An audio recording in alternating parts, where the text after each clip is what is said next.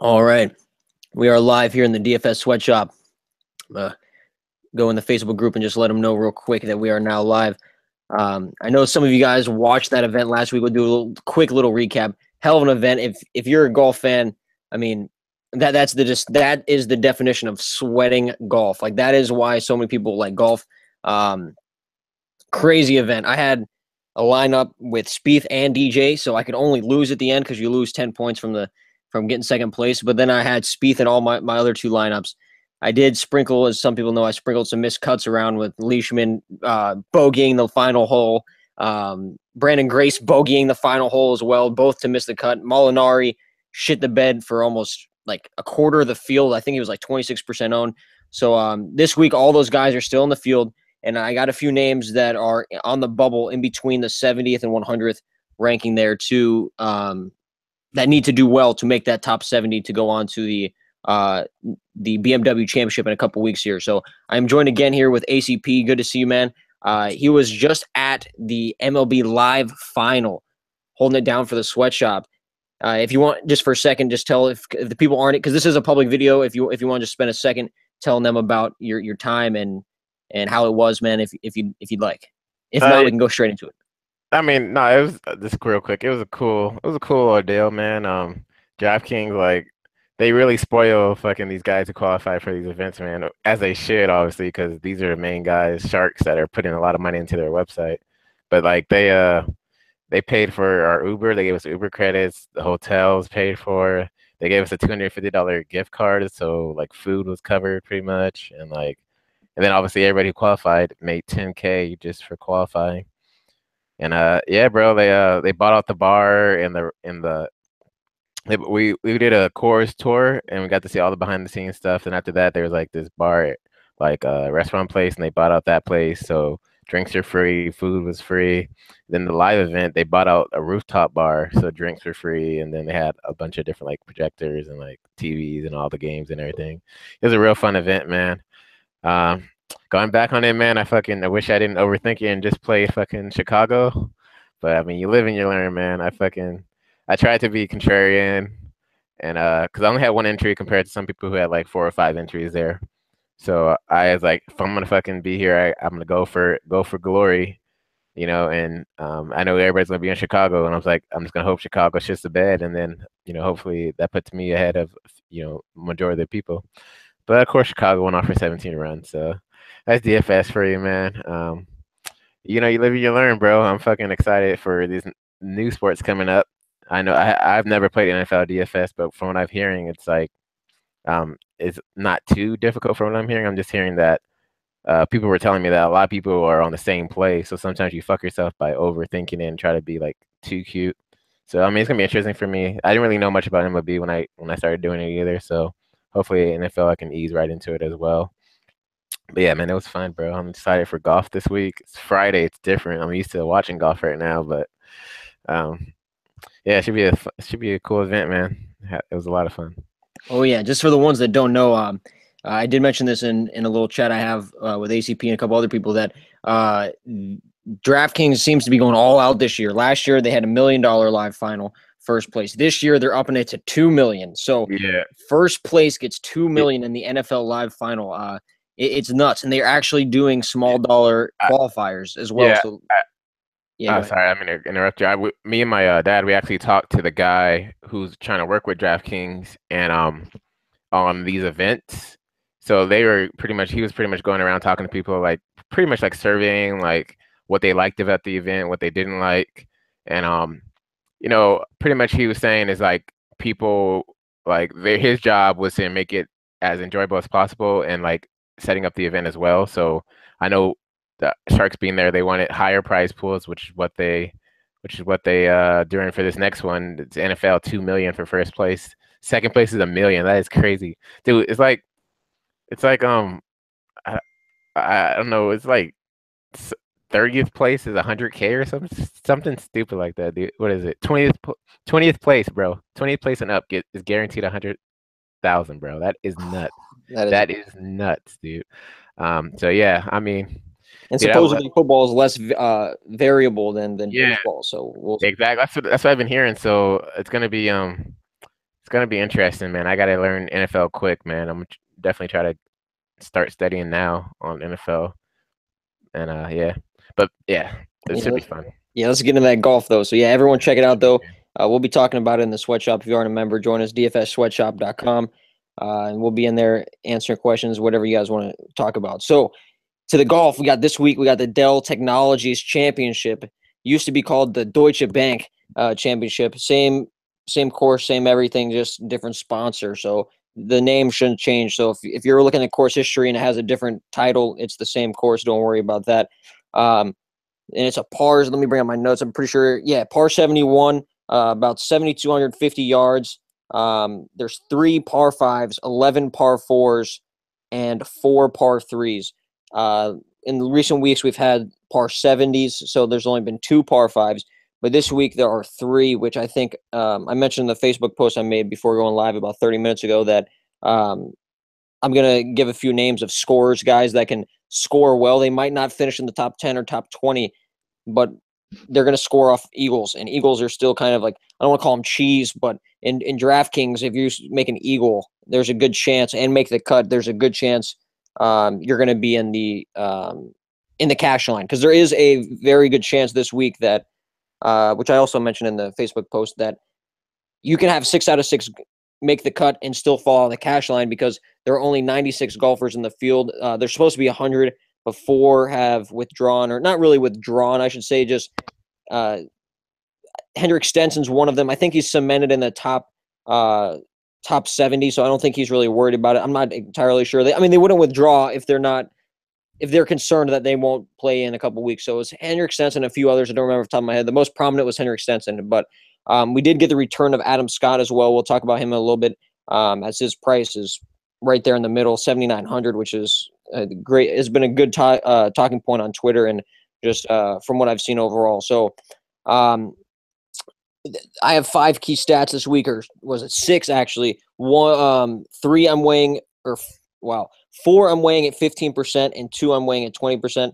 As you guys can see, strokes gained par 4, as there's more par 4s, has almost on all courses there's more par 4s, but I'm also doing proximity from 200 plus yards, which is just pretty much trying to target those par 5s and the longer par 4s. Strokes gained putting, which is usually, I don't really include it, but um, last week, the end of the tournament with DJ and Spieth, pretty much to me solidified that when it comes down to crunch time, it's your putter that wins you the tournament. If it's not going to be like, if you're on the green and 30 feet out, I learned if you make that, like, if you're a good putter, that can save you. So I'm going to attribute 15% of my model to that. And then strokes gained tee to green, 15%, which is a staple. Pretty much everyone should cover that because that's the most unanimous. That's the word I was about to say, anonymous, but the most unanimous stat, I think, in golf. And then good drive percentage and green regulations gained in about 20%, which are similar stats. Is just mainly accuracy. And I know it's some of the people that have been researching already know that a lot of the touts, like Twitter guys, are talking about this is a distance course. I mean, the bombers, they're looking for driving distance. But personally, I'm going to take a different approach and go for guys that can get it on the green, because there's a lot of sand. There's a lot of bunkers on this course, not just around the greens, but all over. Their tee shots should not the ones that spray like Johnny Vegas. Might have a little bit more trouble this week because of the sand traps and stuff like that. So if you have any key stats on my man other than the ones I mentioned, or just in general, let them fly and we can get straight into the plays, my man. No, you covered up pretty much everything. We can get Yes, straight sir. into it. All right. You want Yeah, to start go. with? We can start with these studs, 10K and up right now. Actually, yeah, we could do 10K and up. So one thing like Dex was saying is that there's 98 people, 97 people in this event, and top T70 are going to make it, guys.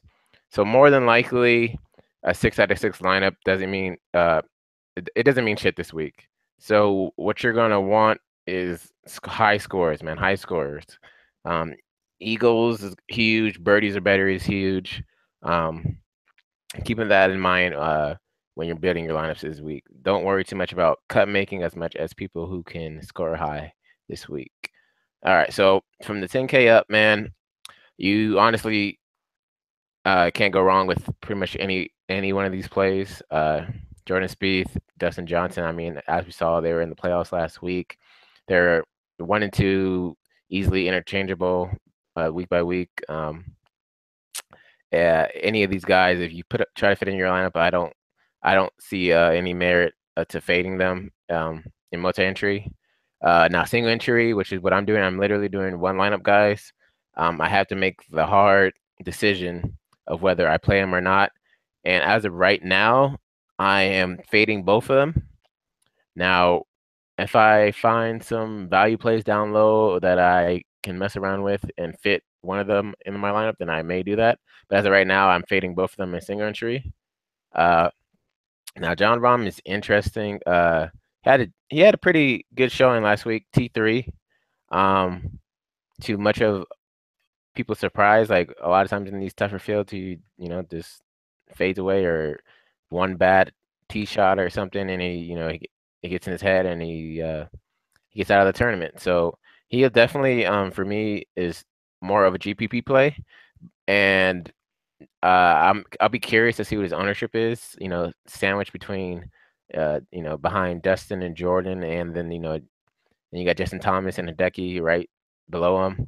So I'm curious to see what John Rahm's um, ownership is. Do you still have that projected ownership, Dexter? Yeah, I'd have to let me just favorite a bunch Okay. of players real quick here. And Yeah, I'll keep going while you're doing that. So John Rahm is definitely a play for GPP. Justin Thomas is definitely interesting. Um, I think maybe out of this, mm, you got maybe out of Rom 13 calculated real quick, sorry. And then he's actually been generated in lineups at 10.5%, so very low. Probably the lowest out of all the studs, to be honest, but go ahead. yeah, 10.5. Yeah, so out of all the studs, he may be the lowest. I could see Justin Thomas slightly a little bit higher than him, but uh, Justin Thomas. Actually, Thomas, they have a 10% calculated, 7% on lineups. Sorry to keep interrupting, but yeah, that's it. So lower. That's what I was originally going to say. Was I would think that Justin Thomas was going to be the lowest out of this top echelon of people. So he's definitely, as far as GPP play, great GPP play. He's a guy who can put a lot of birdies together. But keep in mind, he's also a guy who can, just not show up. But I think since the PGA Championship where he won in that T6 at the Northern, he may have his head on straight. And a lot of these guys, man, they want that big prize pool. So look for him to hopefully have a good showing this week. So he's definitely one of my favorite plays in this top echelon, as far as ownership wise and just what he's capable of doing as far as scoring. Now Hideki also is interesting to me. What's his projected ownership right now? I think it was about 19. Just let me. Oh, there it is. 16.3 calculated, and he's actually been generated in 13.9 lineups. Okay, 13.9, 16.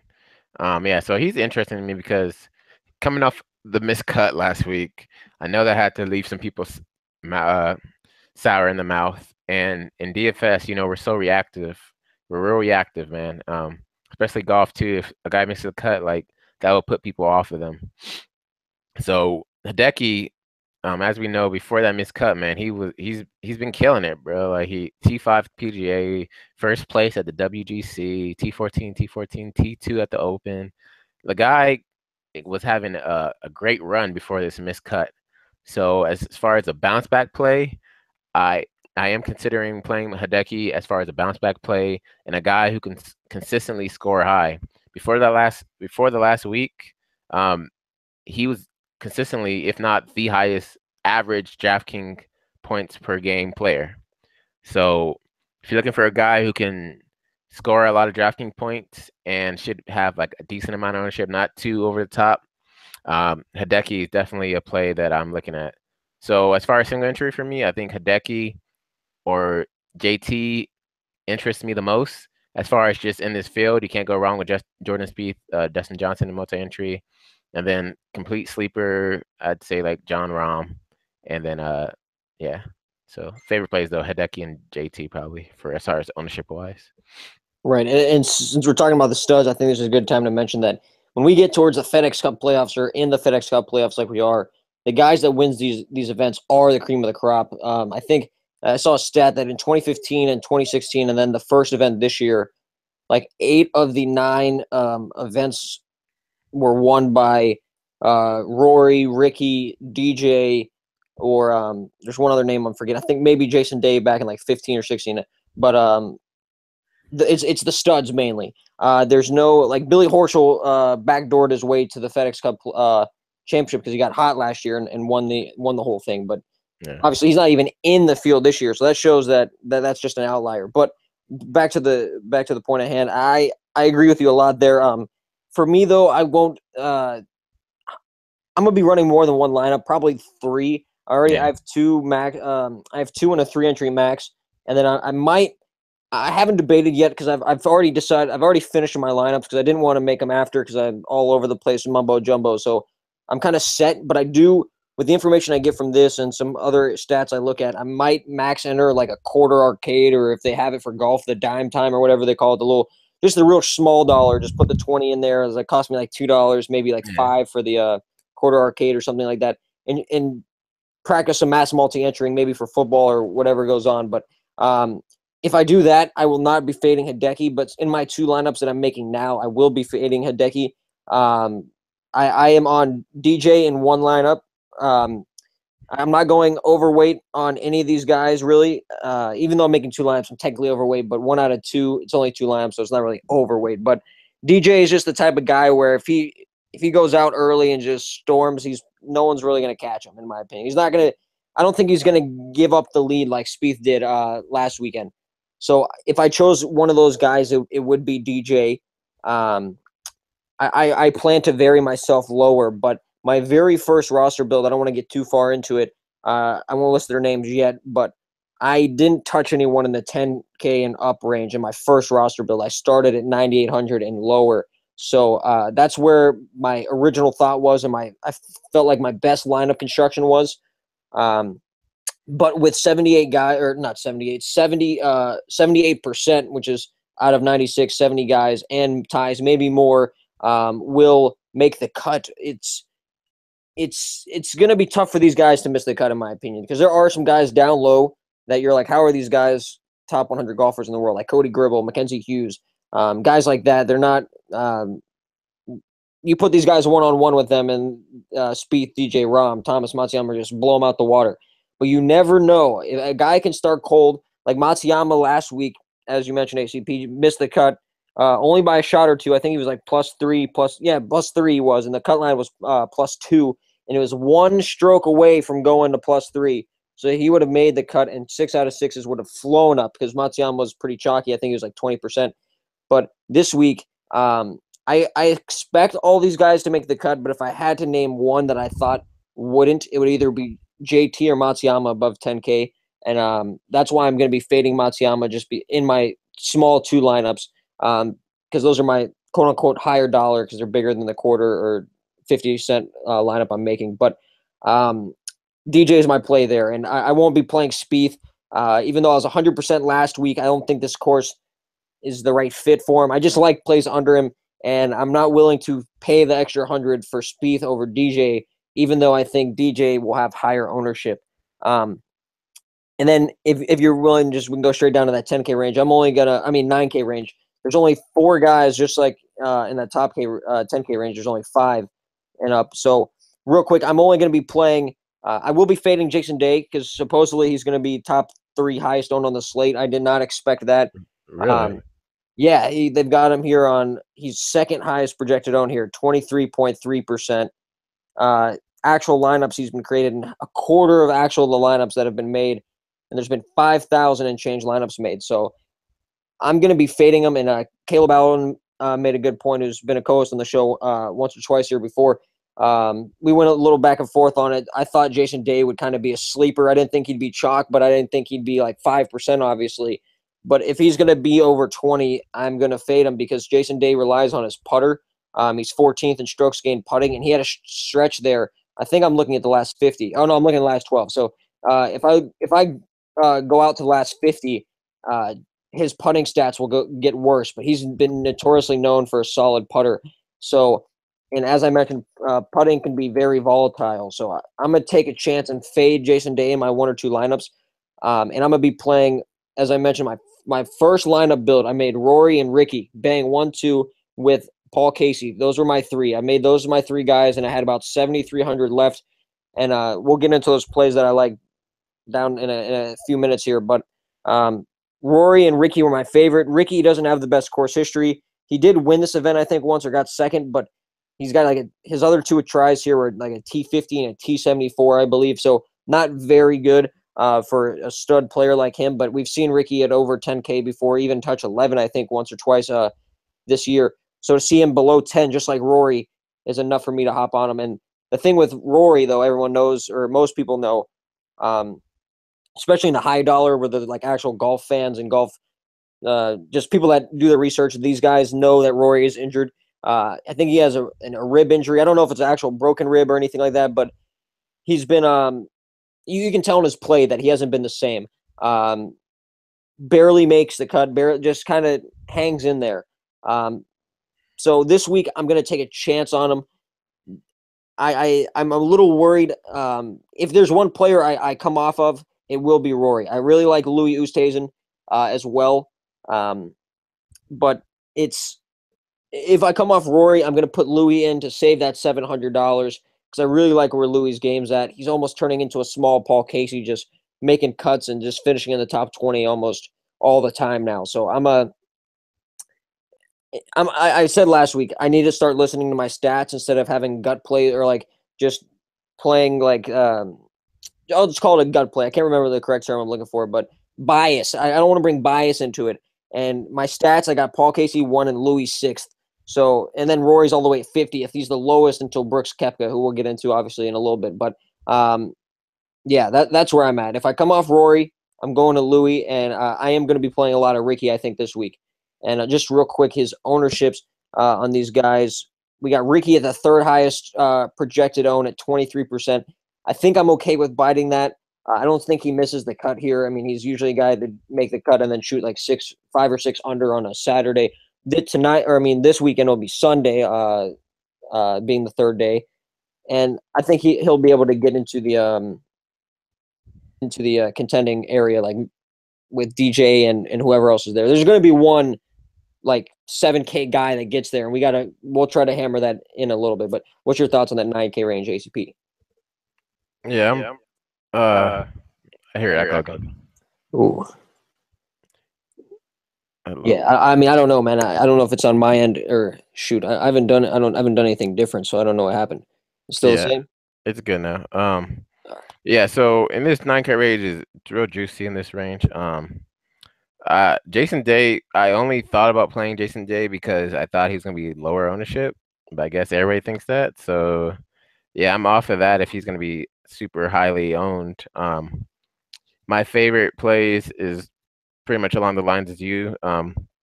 I will. Well, yeah. My debate for the single entry is whether I want to play Luis or Rory. I've heard Rory's name so much this week, and mostly because of his course history here. But like you were saying, his injury, and we've heard a similar. He's had this type of similar situation before where I can't remember what event it was, but everybody was talking about his course history. His course history here, it's nuts. It's great. It's great, and he had a less than stellar showing. So I can see Rory being one of the higher owned people, too, in this range. Besides Ricky, obviously, because Ricky's always obviously high owned. So at first I was leaning towards playing Rory, but I think I'm going to lean towards not playing Rory, just because that injury and how much traction his name has been getting this week. Real quick on the Rory point, he was at 16 to 1 on Bovada, which is plus 1600, tied with Matsuyama, and now he has jumped to 12 because Bovada hasn't.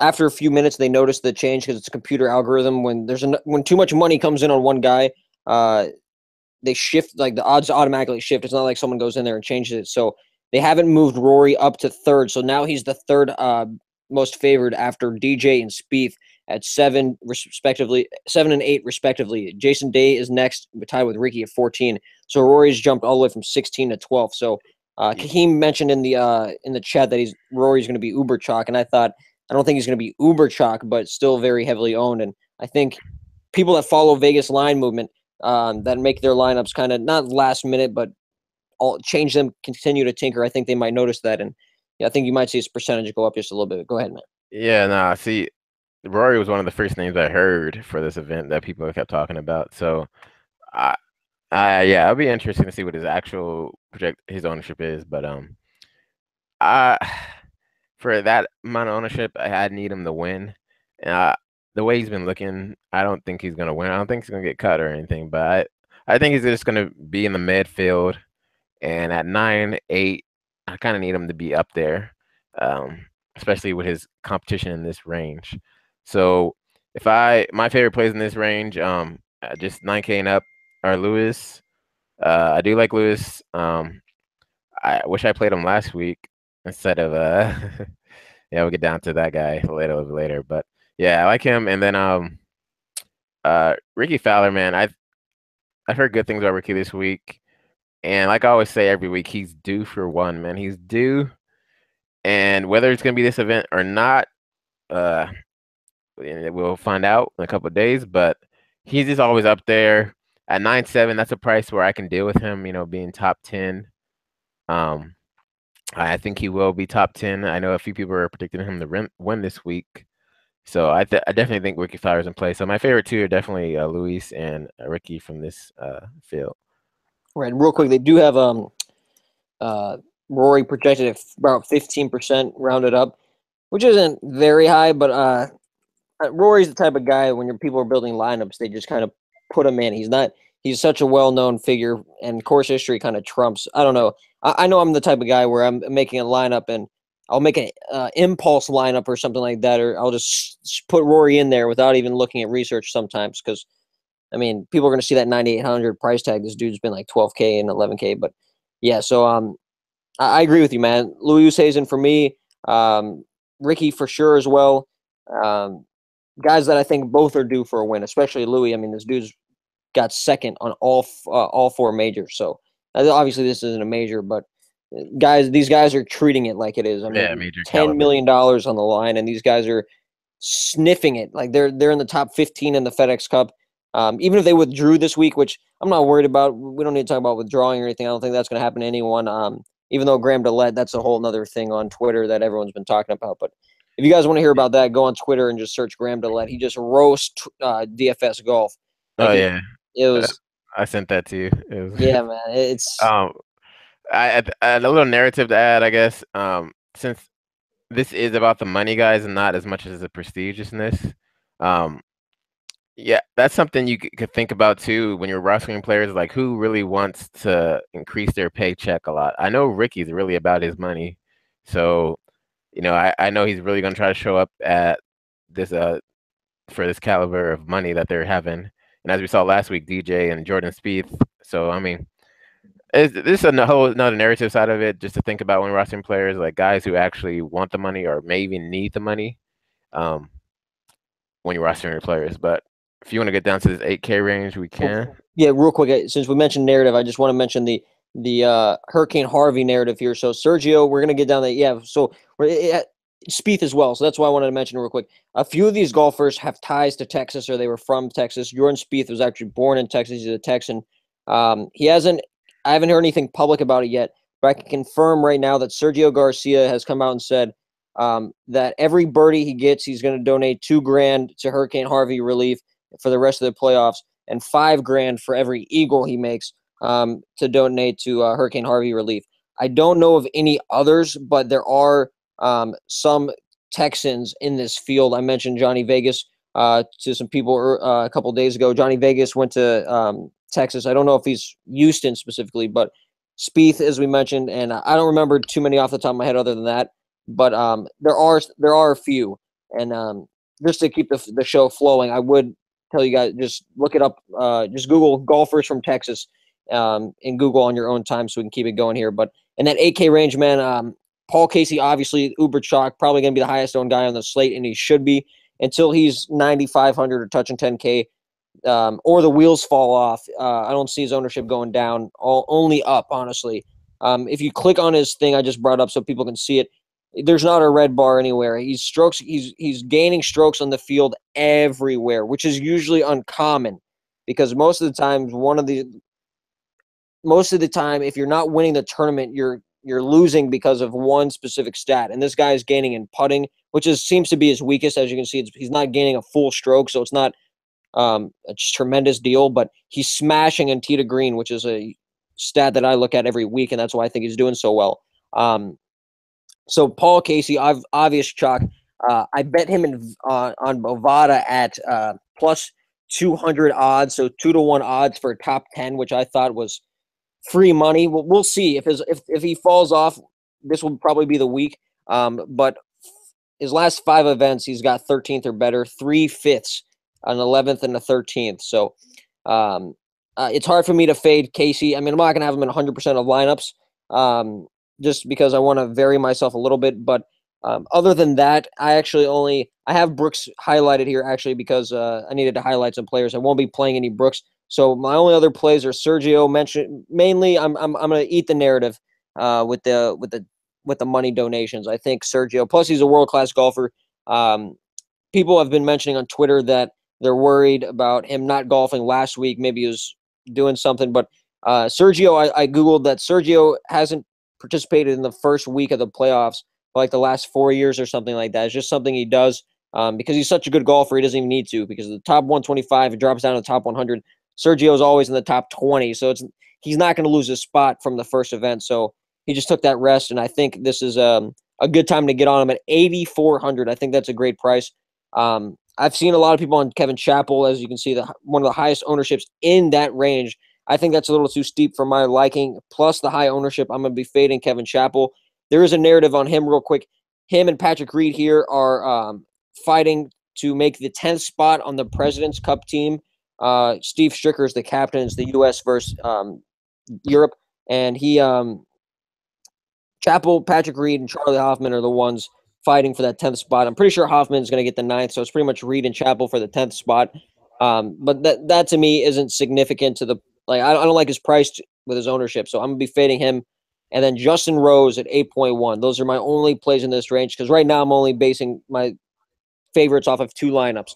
I will tell you guys if I do max enter, as I mentioned to at the beginning of the video, if I do max enter the like 25-cent quarter arcade or the 50-cent, whatever's open for me to max enter for 20 entries, I probably have someone in here like Kuchar probably, just a cut maker. But for right now, in my 2 quote unquote high dollar lineups, my bullet to the head lineups, it'd be Justin Rose, Sergio, Paul Casey. What about you, Matt? Yeah, yeah, 8K range is another just filled with juicy plays.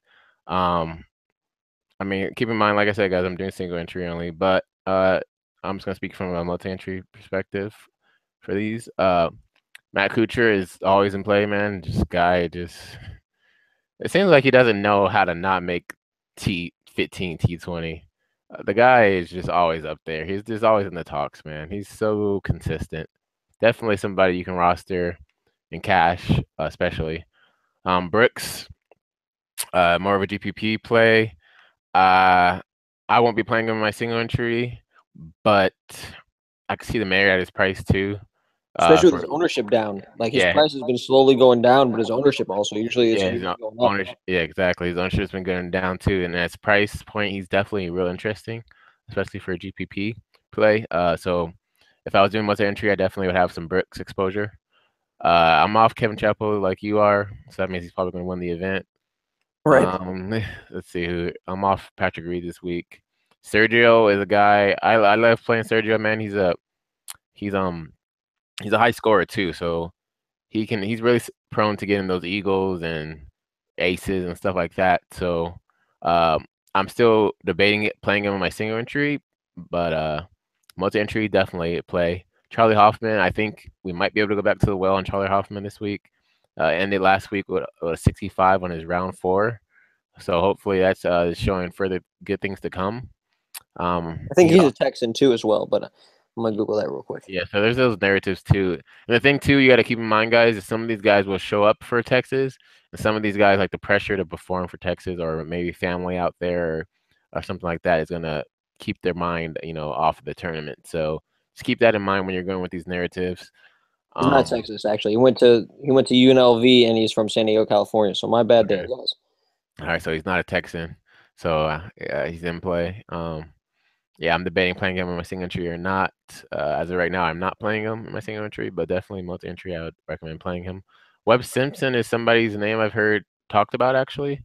He's in good form and coming off a T6 at the Northern, third at Wyndham, which whatever.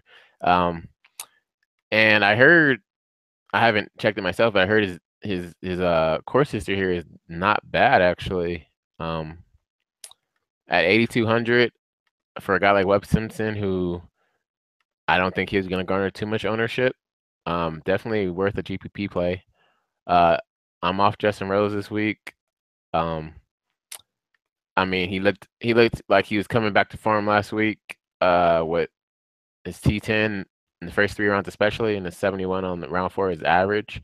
Definitely get him a lower ownership. I know, myself included, we still have a sour taste in our mouth from Justin Rose, and this is one of the guys, one of the elite in the field, in this golf field. So definitely worth a GPP play. I'm personally off him this week, and Gary Woodland, no, I'm off of Gary Woodland this week. Gary Woodland is such a bad putter, poor putter. Yeah. So yeah, I guess my favorite plays from this field. Um, my favorite my favorite play from this field. I mean, Matt Kuchar for the safety, but as far as GPP, I think Sergio, or maybe even Webb Simpson from this range. Right. Which It's weird. I don't. I mean, I obviously these are just projected ownerships, but they have Webb projected higher than Sergio. I don't see that honestly. I mean, Sergio, a household name. I don't know, but they're close. Sergio's projected around 10%, and Webb's at 11, so it's not like it's drastic. But I agree with you there, man. I mean, no Webb Simpson for me. He's a local guy in my area from North Carolina here, and he is in good form. He's a good birdie maker. For me, I think Webb would be more of a first-round leader bet if you guys were Vegas guys. But I mean, I haven't made any first-round leader bets. I haven't even bet on this event, so I'm mainly just focusing on DraftKings. But I agree with you there, man. I do. I'm coming on to Kuchar a little bit more. He's more of an accuracy guy as well, not the longest hitter, but can stay out of danger. And as long as he can do that, the cut, he's going to make the cut. And if you yeah, have the leader with him, you should be all right. and obviously you can't go wrong with Paul Casey, guys. Right. That's a given. Yeah. Yeah, So we can hop down to that. Let's split it up again, as usually that 7K range is fucking 40 guys in there. So we'll just do 7.9, and let's stop at 76. So the bottom is Russell Henley. I don't know if you're looking on DK or just we'll do 7,600 included, and then do 75 to 7,000. So okay. I don't have anyone highlighted here, but I do have Adam Scott should be the chalk, probably fourth or fifth highest owned on the slate. He hasn't played the last few weeks or a couple weeks because of the little baby narrative. His wife just had a young boy, so he's been doing that, and he's now got a little note here. He's outside of the top 70, so to advance, he has to make the cut at least. If he doesn't make the cut, then he's not going to be in the BMW Championship in a couple weeks. So Adam Scott is the first guy on that list that I wrote down that needs to make the cut, and he's a quote-unquote world-class golfer. He is, but his putting is also atrocious. One of the worst putters on the PGA Tour. Let me just look him up real quick here. 77th, so there's only 96 guys in the field, so that he's 19th worst, and he's a great golfer. Like, this guy's won multiple events. 7,900, that's underpriced, just like Sergio, in my opinion.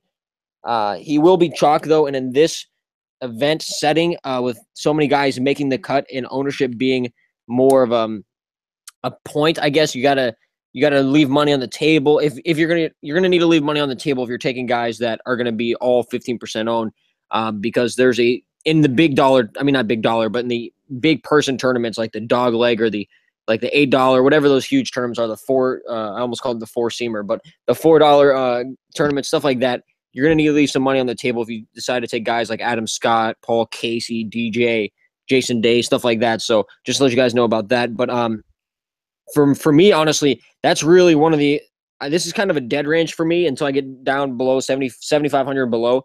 Until we touch Bubba, that's probably going to be my next favorite play. But I think it's chalky if you guys are looking at my chart right now. The guy I'm going to mention it right at 7,600, Daniel Berger.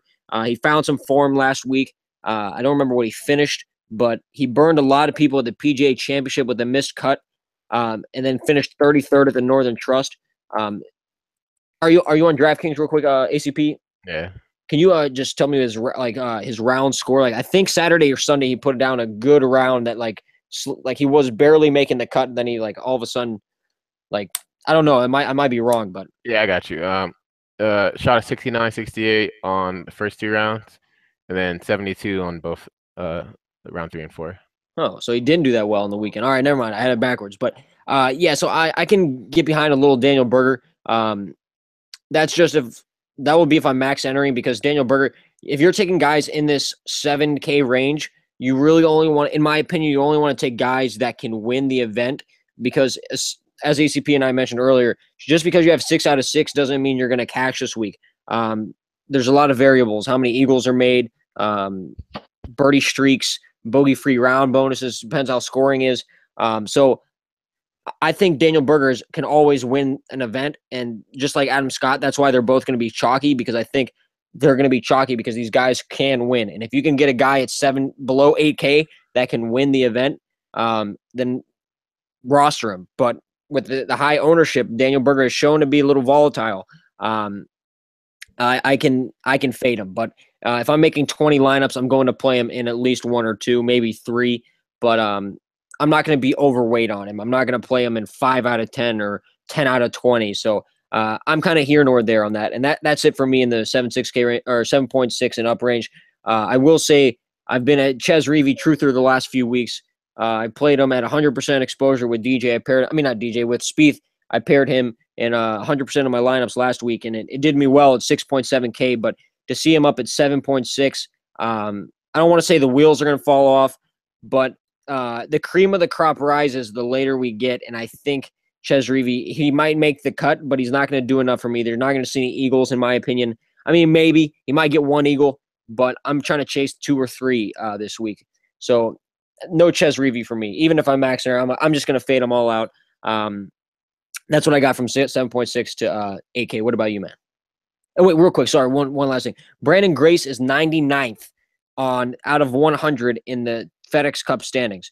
So if you're looking for a guy that, like, bar none, has to make the cut, has to do better than just making the cut, has to have probably finished top 20 to get inside the top 70 there, Brandon Grace is the quote unquote narrative play. I don't want to use narrative to describe that, but he's a guy that only projected at 1.6% owned, but he burned like 12% of people last week, bogeying the final hole to miss the cut. He was at +2. He was at +5 at the end of the day, Thursday. Shot +3 through 17 and then bogeyed. Like, he shot one of the best rounds of the day. Or I meant 3 under. I probably said +3, but shot 3 under and missed the cut. So I'm hesitant. If I do make 20 lineups, though, like in the quarter arcade, I will have some Brandon Grace, though, just because 1.6% owned.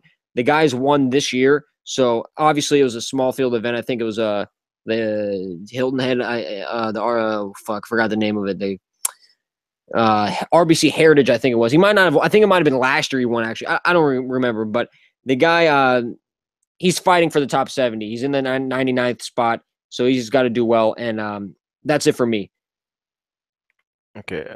Yeah, for me from 7,600 up, I think Adam Scott is great play. Like you said, a guy who can win at this price is rare to find. I think Jason Duffner, I believe he has decent course history here from what I've been hearing. And coming off T20 at the Northern at 7.8, that's definitely a guy who can get up there and score with the best of them. So definitely in play at that price. Uh, I'm off Pat Perez this week, but I can see the merit behind playing him. Kevin Kisner is another guy. When he gets on, he is on. Like last week, he started off that 69. We all thought, oh man, maybe Kisner's gonna come to play again, and then Right. just kind of fizzled out after that 72, 70, 75. So Kisner, he could be a great play this week, especially since he doesn't really have to worry too much about making the cut. I mean, there is that if he just comes out shitty and he's in that bottom field, Kisner's gonna kiss, but he could come out and surprise this week. So at 7-7-2 for a guy who can win the event as well. Um, great GPP play there. Agreed. Let's see here. Ryan Moore, I'm off him, but I mean he's a good golfer. Just I'm off him. A guy who's really been surprising me lately, Keegan Bradley. Um, I mean he came out 68, 70, 66, and then just blew up on fucking Sunday with an 80. So I mean, obviously that's not what you want, but if you think about a guy at 7'6", who Keegan Bradley is just a name that when you say like people just don't want to play him. Keegan Bradley has left so many bad tastes in people's mouths. I think he's a perfect GPP play. Um, I I mean I won't be playing him in single entry, but multi-entry, I could definitely see squeezing Keegan into a couple lineups.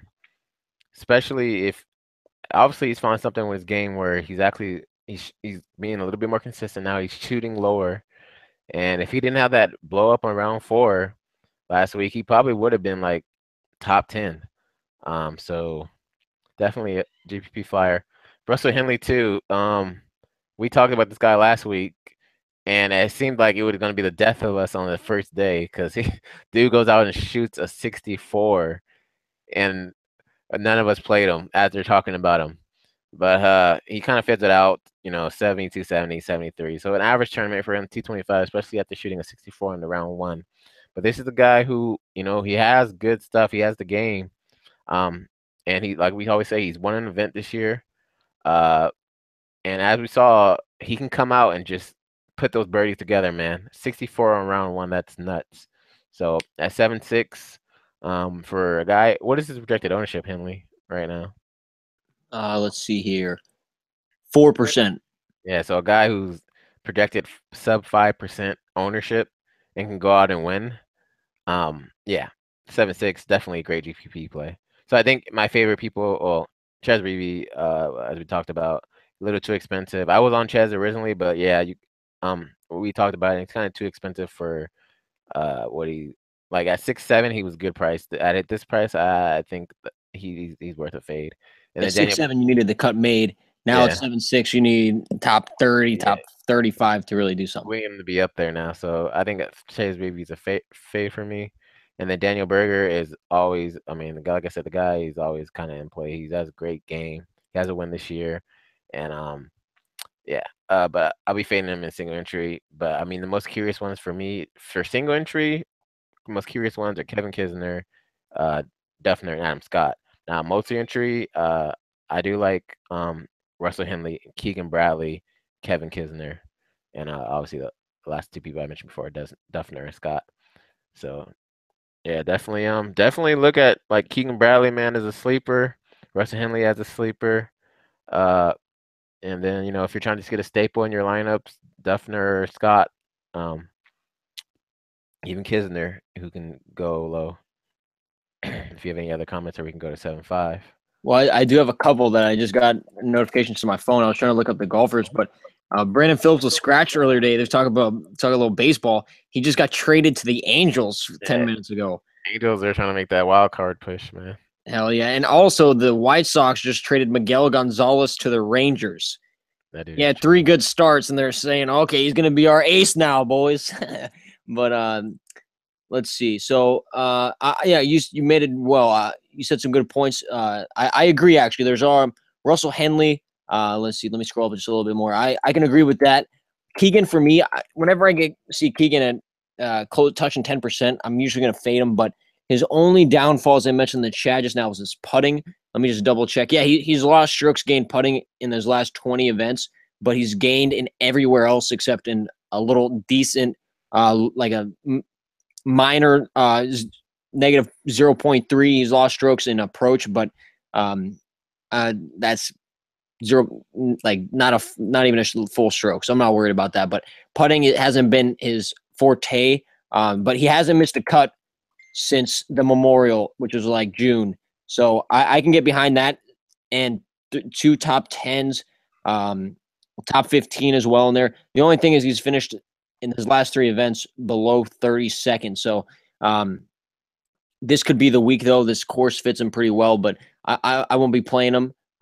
If I had to make a decision between him and Kisner, I'd actually go Kisner. I didn't mention him, and I'm glad you did, because Kisner is that guy. He usually starts out pretty hot, but seems to like fade a little bit. Doesn't go to the bottom of the leaderboard. But I think last week he started like 4 under through 7 or something, and like no one else was in like 2 shots of him or something like that. But yeah, I agree with you on that, man. I think those are great GPP plays.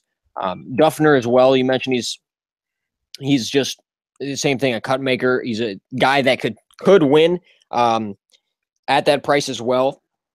Not the same level as Berger or Scott, but he's, I don't want to say he's a step above the rest of the people in that range other than them, but he's definitely half a step, I'd say, above some of those guys in that 7.6 area as well. And then once we get down low, we got a lot of names down there. So I only have a few guys that I'll be playing. Bubba Watson's where I'm going to be starting. He's shit. I forgot to write what number he is in the Cup standings, but he, at the beginning of last week, he was on the outside looking in. He was like 113th. He finishes with a T10, jumps to like 80. Fuck, I'm gonna have to look this back up. But jumps to like 80, like he's like 80th right now or something, maybe in the 70s. But he's still got to make the cut because guys are gonna pass him if he misses the cut. And I think Bubba, good driver of the ball. He's been showing. Let me click on his name real quick here. I want to see where he's gained strokes because he's been losing strokes in approach, which is a little worrisome for me. But he has been smashing in off the tee. And usually Bubba had his problem with his tee shots early on in the year when he was missing. Right here at the Masters, the Players miscut, the Valspar miscut, then back-to-back U.S. Open Travelers miscut. Hasn't missed a cut since the PGA, which was just a couple weeks ago, but before that, he reeled off 5 straight cuts made, and with a 10th last week as well, where he smashed strokes gained total, and again, lost some strokes approach, but 4 strokes gained putting. That's the most he's gained since the Memorial, where he finished 6th. So long story short, if Bubba putts well, he should get a top 10, and I'm banking on that this week. I haven't looked at his stats on bent grass yet, to be honest, but I am going to get behind some Bubba this week, especially with his ownership still projected at 4 to 5%, which it was last week as well. So I have no problem with that. And real quick, I do have the let me just scroll here down real quick to find Bubba. Bubba's 72nd, so he jumped all the way from 113 to 72nd. So if he misses the cut this week, he's not going to make the top 70. So he has to make the cut. He probably only has to make the cut, honestly, to get to inside that 70. But Bubba's the type of guy where he's either going to do well or miss the cut more than likely at this point. So Bubba's going to be my favorite play in that range. Let's see here. Then I got scroll down a little bit because there's not many guys I really like in here. And then Patrick Cantley, he's going to be chalk. Dude hasn't missed a cut in all 10 of his events this year, and he seems to be getting better and better. He used to be like he's gonna in the next couple of years he's gonna win multiple events in one tour season. In my opinion, he's still young. I got a little soft spot for him. He gave me a high five at the PGA Championship. The only guy I asked for a high five, so I'm 1 for 1. Most guys get denied. He's your so Kyle Stanley. Yeah, Kyle Stanley. Yeah, man, I feel you. He's real cheap this week too, which is we'll get into that. But I think he's min price, but it stops at 6.7 this week. Sometimes they go to 6.4, so it's going to be interesting. But Patrick Cantley, you see the red. If you're looking at my screen, he's the highest owned by far in this range, other than obviously Tony Finau, who Finau they don't respect him. So he never goes above 7,400, and the guy long hitter. Rarely, like he's gotten multiple bogey free rounds. Like he's usually fairly accurate. Most of these guys that are super long hitters aren't as accurate because they spray it. But Finau seems to drive it 320, 330, but still have good drives and green regulations. So I can get behind some Finau as well. The ownership kind of bringing me off, but Cantlay. I am coming on to Ollie a little bit. Caleb Allen in our little chat mentioned Ollie as well, and I can get behind that. And that's honestly about it. If I was just to throw a few names with no true information behind them, but if I was going to throw a few names in if I'm making 20 lineups, I would sprinkle literally 1 out of 20, 2 out of 20 lineups. I would sprinkle Graham Dillette. I think his ownership is going to be low. I don't even think it's going to touch 6%. I mean, he roasted the Twitter golf community. If he's healthy, he can do well. It's a back issue when it comes to golf. Back and wrist issues to me are kind of the no go, because backs in golf that's like the wrist in baseball. Like it's the same thing. Like it's one of the most risky injuries to play. And plus in golf, they don't have to release their injuries like they do in NFL and stuff. If guys are doing all right. So I will sprinkle him in there. And that's really about it. Maybe some Kokrak, just because Kokrak is a great ball striker, not very long, but let me bring up his stats real quick, but because that was actually an interesting part for me. 21st in the field in my key stats, 17th tee to green, 18th in good drive percentage, and 29th green regulations, which just shows his accuracy. I mean, top 30% in the entire field. So I can sprinkle him in there. He's not going to win, which is what I'm worried about. I mean, there's no chance Jason Kokrak wins the event. And at 7,400, I want guys that can contend, and I don't see him contending like maybe a T20 or something. But that's again just a sprinkle. If I wanted to go all in, or if I had to make my gut call, it'd be Patrick Cantlay at that range. And just to bring it, let me see. No, he's not 7K. So that's what I got there. And then I'll mention Johnny Vegas just because his odds are nuts. They got him at 50-1 right here. Let me see. Oh no, he's 80-1 now. Okay, he was there with Cantlay at 50-1, and now he's dropped all the way back to 80-1. But still at 7K, he's at odds. Same with Henley, Kisner, all guys 700 or more. Duffner 7,900, Bubba 7,500. Just guys that are more expensive. Keegan at 100-1, who's more expensive. Just guys like those that it's just Vegas. It's just if you're a Vegas line movement guy, then they might play some Johnny Vegas. He's a long ball striker. Let me just check one thing on Vegas real quick because I know he's longer. I want to see how. Okay, so he's proximity. He does really well, and tee to green he does really well, which just shows his par 5 scoring. I can if there's a bet on Bovada to like, will Johnny Vegas eagle? I would take the yes. I'd hammer the yes. I'd bet like 20% of my bankroll. But the only problem is I'm worried about everywhere else. His par 3 scoring is not good. Like he's not the most accurate when it comes to his irons and his chipping. So when he's got the driver in his hand and open fairways, he can do real damage, like he did. Like going back to back at the RBC Canadian, I think it was. But that would be my last call out there because I really don't like the low 7K range, really. But yeah, what's your take, my man? Okay, yeah. So I agree with a lot you said.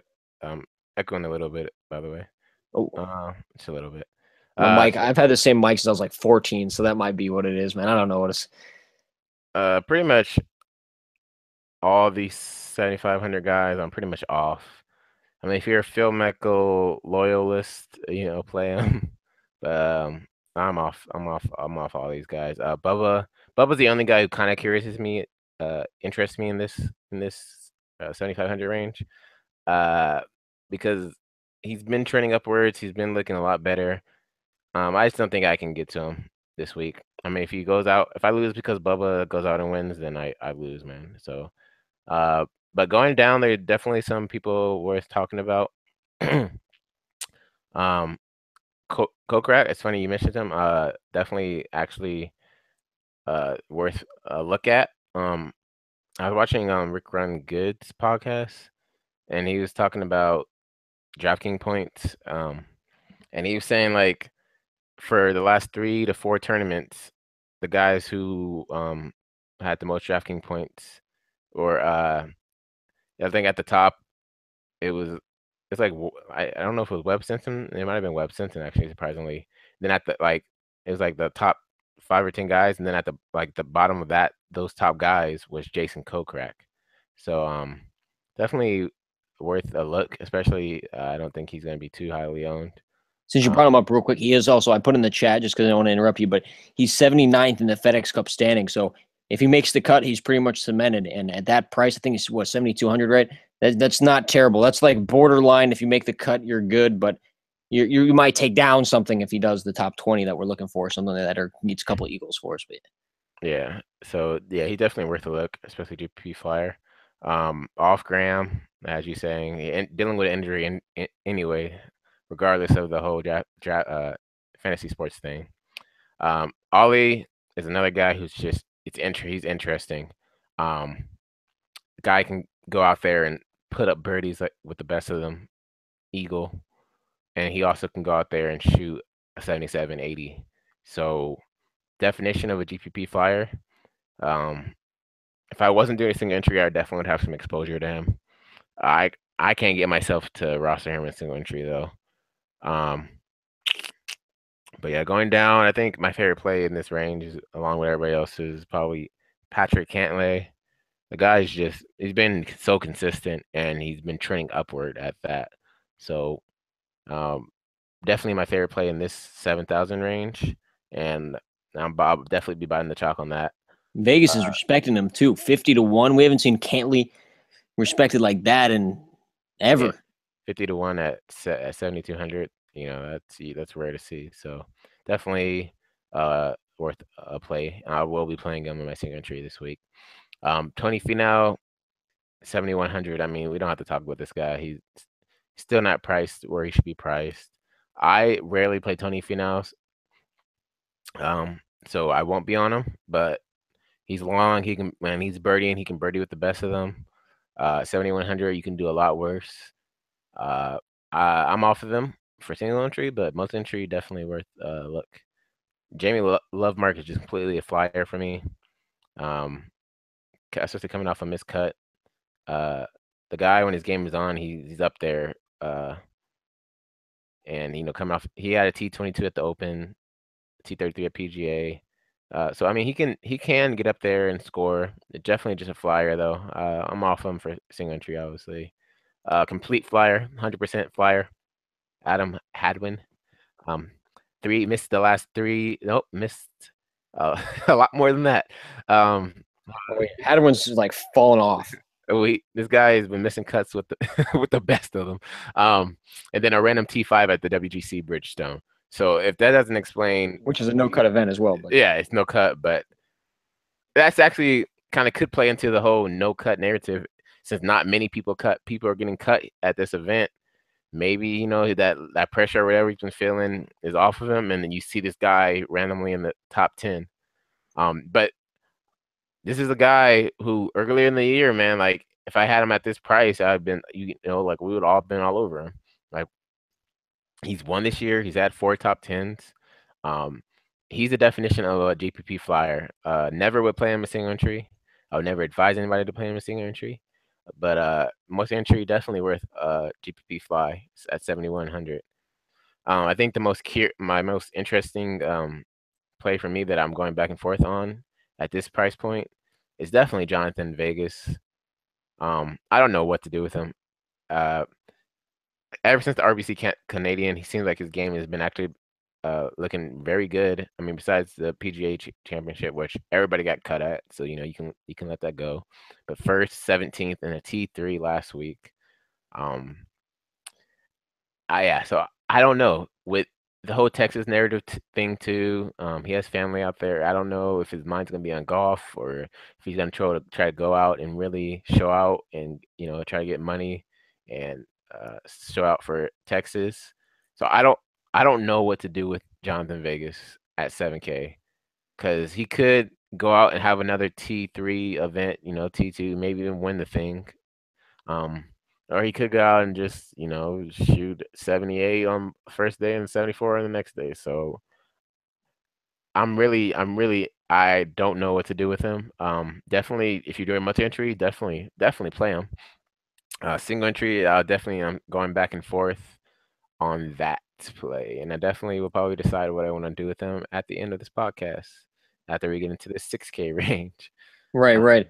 Man, it's a long range there because it ends at 6,700. But I was I'm bringing up actually a video came out. I was bringing up an article talking about the ties to Texas, and the first one I saw was Chad Campbell at 6,700.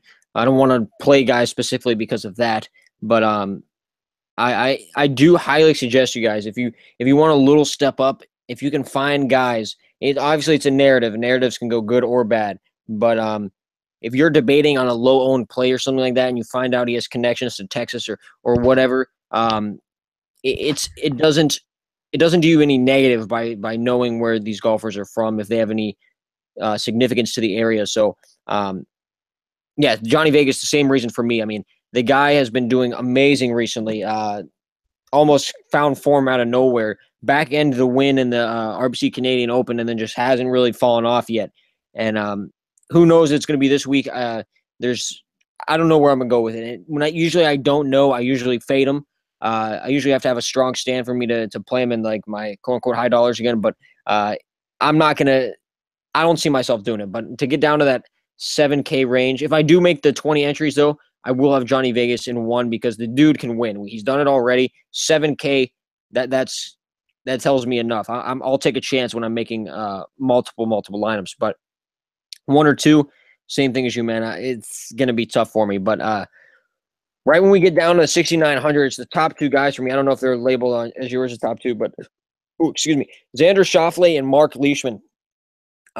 And even we can go one lower, Luke List as well. I like those three. This list is. I think a lot of people might go stars and scrubs this week.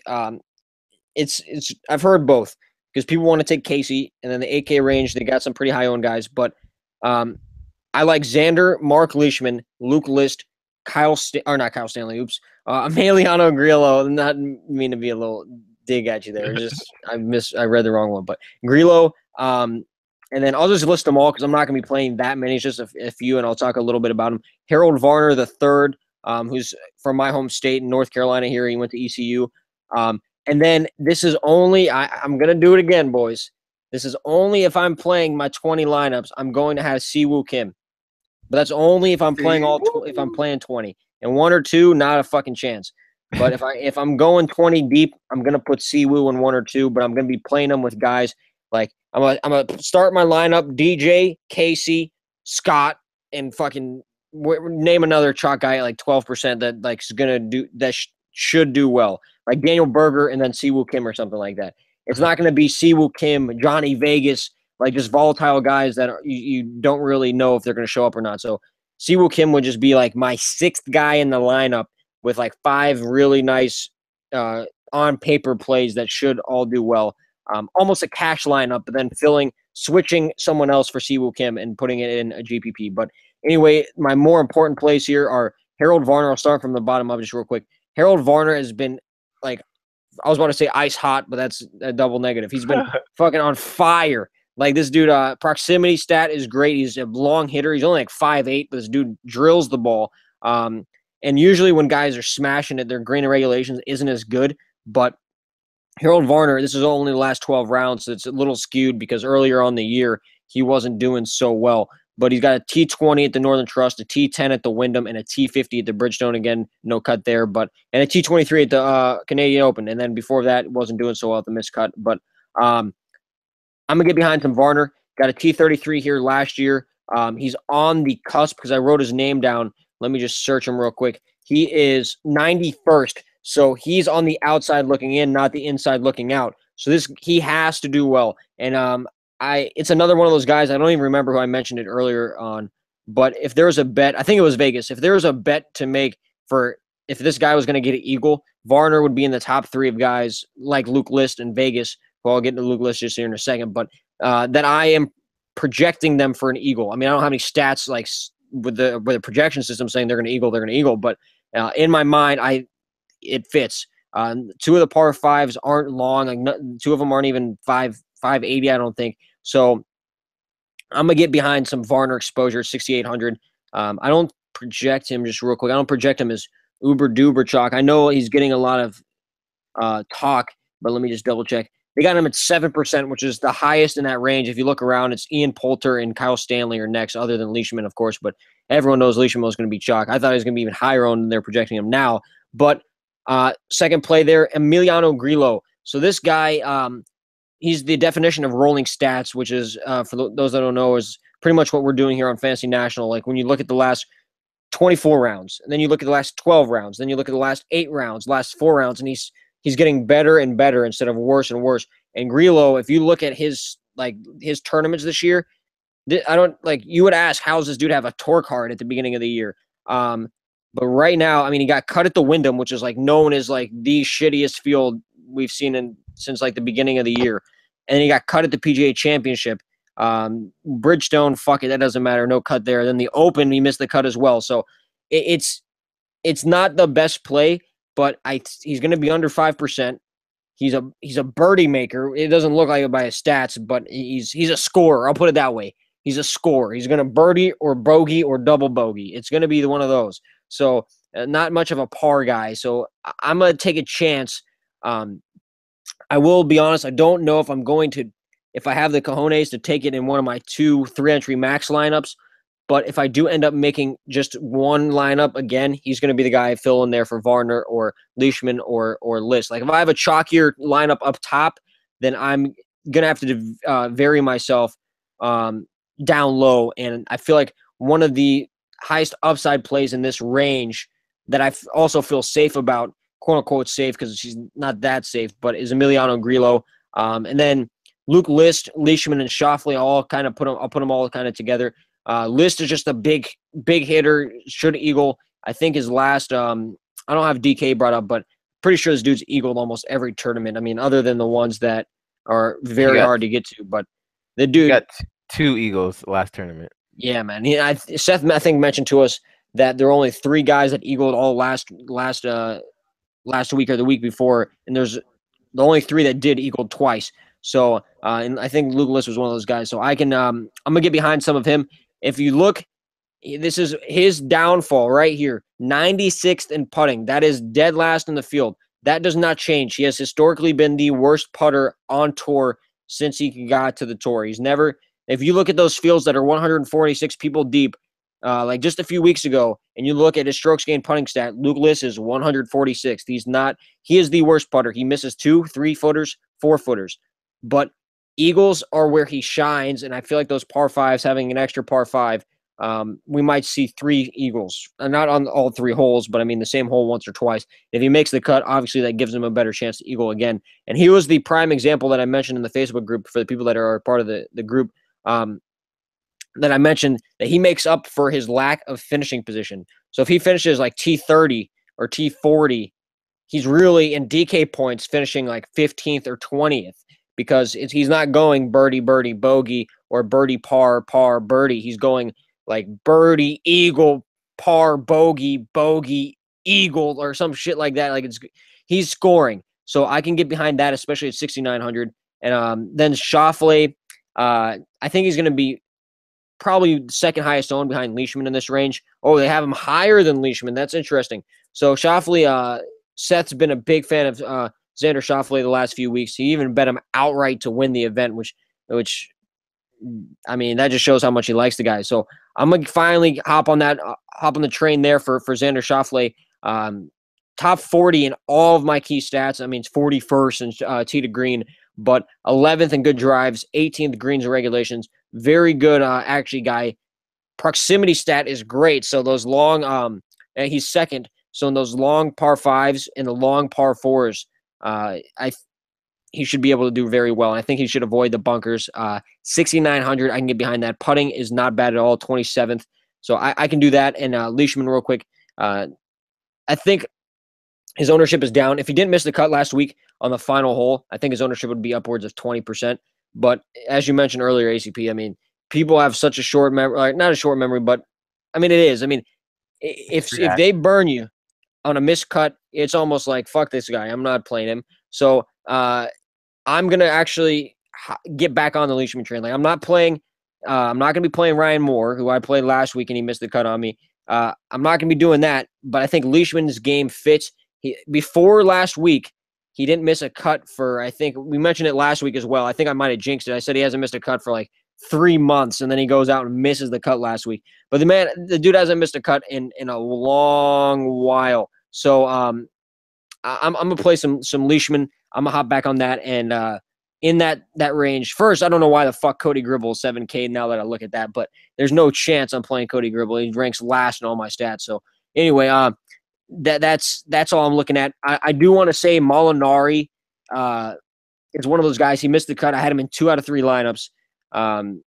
He missed the cut on me. I will not be going back to Molinari. I just don't think – I don't trust him. He's the perfect GPP play, but I don't want to have 5 out of 6 made. Like, if you go 5 out of 6, you're pretty much fucked. Like, and I feel like Molinari can be the guy that ruins a lineup. And I do want to check his course history though, real quick. I don't have his course history information. I'm gonna bring it up here, but he hasn't golfed at the Dell Championship before. He's a Euro guy, so he hasn't been on the in the playoffs yet. But obviously, we all know about the T2 at the PGA Championship. I watched that shit live. The dude was fucking fire. Like, I think he had 5 straight birdies or something like that. He did his thing. He was like -2 with like 7 holes left and finished above Hideki, who was leading with 5 holes left. So let me see his ownership real quick. And that's going to be my last guy. I'm pretty sure. I will mention, just in the same breath, down all the way they're projecting him at 14 to 18% owned. So there's no way I'm playing Molinari, to be honest. That's way too high for a volatile golfer like that. Knowing that the week I play him, he misses cut. This week he'll probably top 5, but take that for what it's worth. I'm not going to be playing him. I know I mentioned Siwoo Kim earlier, but that's going to be a dart throw, 1 or 2 lineups max. But Chad Campbell, nothing spectacular about him. He has ties to Texas, which obviously just because he has ties to Texas doesn't mean he's going to go out there and shoot lights out. But something to look at. I'm going to Google it some more after we're done here. Proximity, he's good. Everything else, he's below average. But when you get down to 6,700, none of these guys are phenomenal. I mean, David Lingmerth is really good at putting and good drives, but below average and everywhere else. So if there's going to be a couple outliers with these guys, like Jonas Blix is a great putter, but 96th in 3 of the 5 stats like that's terrible. That's the worst in the field. So guys like that. And I will mention, because we were talking about Eagles, I know I only said I'm playing 3 guys and I mentioned another guy, but when we're talking about Eagles, Willie McGirt here. I mean, I think Seth mentioned he was one of the guys that eagled twice last week as well with Luke List, and I don't remember the third guy was off the top of my head. But if you're looking for a guy to maybe eagle once or twice, he's the guy. But also, he could miss the cut while doing that, and those 2 eagles won't do shit for you if he misses the cut, because you have to get 6 out of 6 this week. And then I know I'm going to mention one final guy, and I'm not playing him. I'm going to put him out there. Chris Kirk won this event 2 years ago. I think it was 2 years ago, maybe 3. I clicked the wrong thing there, but he's like the only non-stud to really win this event in the last like 4 or 5 years. He won in 2014, but he has great course history, actually. He's finished T35 or better since 2012. Not the best recent form. T40 at the Northern Trust, a missed cut at the PGA Championship. T70 dead last in the Canadian Open. In terms of people that made the cut, John Deere T60 and got cut at the Greenbrier. So not the best recent form, but if you're one of those guys that's more course history more than recent form, I don't have a problem, I'd say, with playing Chris Kirk in 1 out of like 5 lineups if you wanted to get real fruitful there. But I'll stop there. That's it for me, man. I'm yeah, that's what I got. My little dart throw, I think, would be Martin Laird. But I'm not going to – he had 1 good week last week. But you can't play all these guys anyway. So, and I don't plan to play all these guys. It's just Varner, Grillo, Luke List, Leishman, Xander Schauffele. I will kind of split them in and out. Yeah, that's what I got. What about you, man? What do you mean, man? You're not making a lineup with all 6K guys?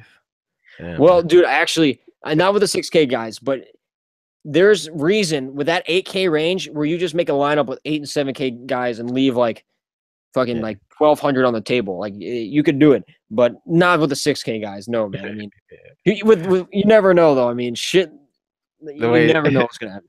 DFS, man. Hell yeah. That's right.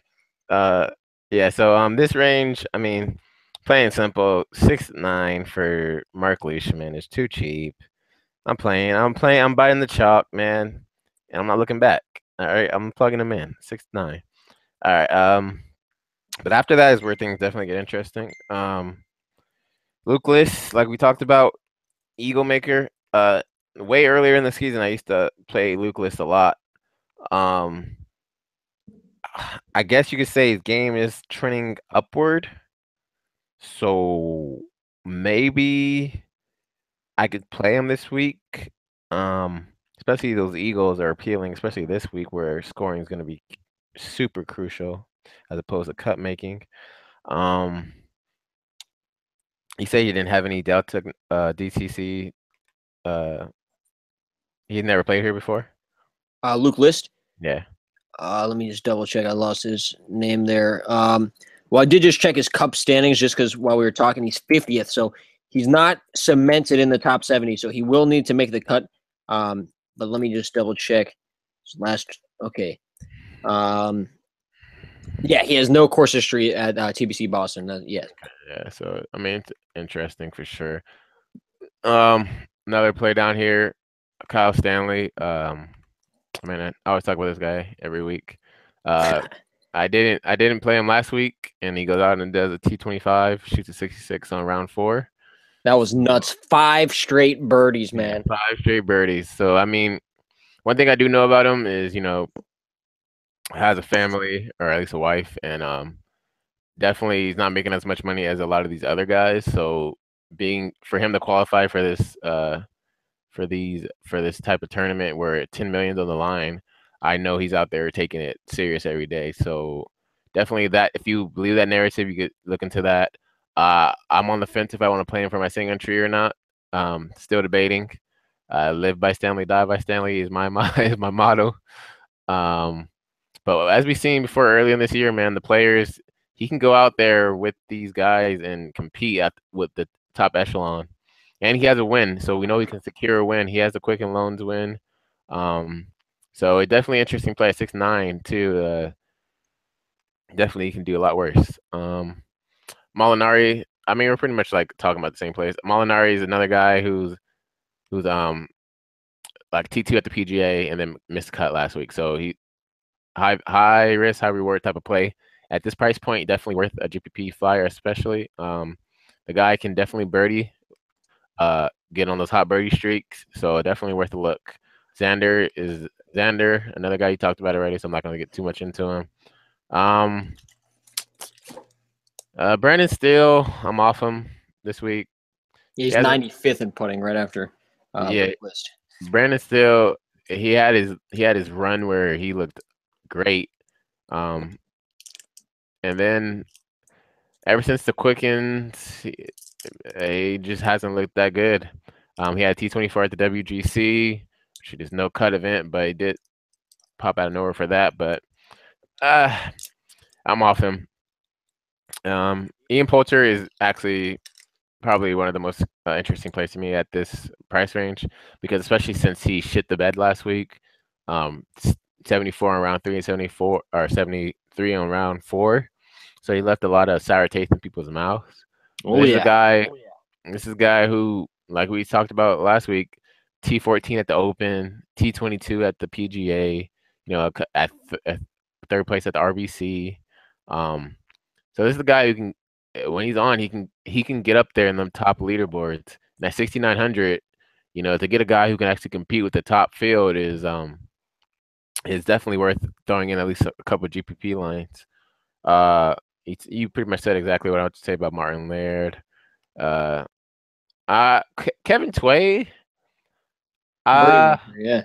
Yeah, Kevin Tway is interesting. The guy's birdie maker. Is long. T43 at the Northern is whatever. But as far as a low ownership guy who can get on, a birdie streak, 6,800, you can do a lot worse. He has two top tens this year. So I definitely think he can be a flyer at 6,800. Um, Su Kang, I mean, he hasn't really been too good since his I remember little. at the beginning of the year, like he was like Yeah, 20% owned for a little bit, but yeah, he had that run where he looked really nice. Kevin Na is Kevin Na. I mean, if you're a Kevin Na enthusiast, you can play him. T29, he was decent last week. 6,800 T29. Maybe you can take that.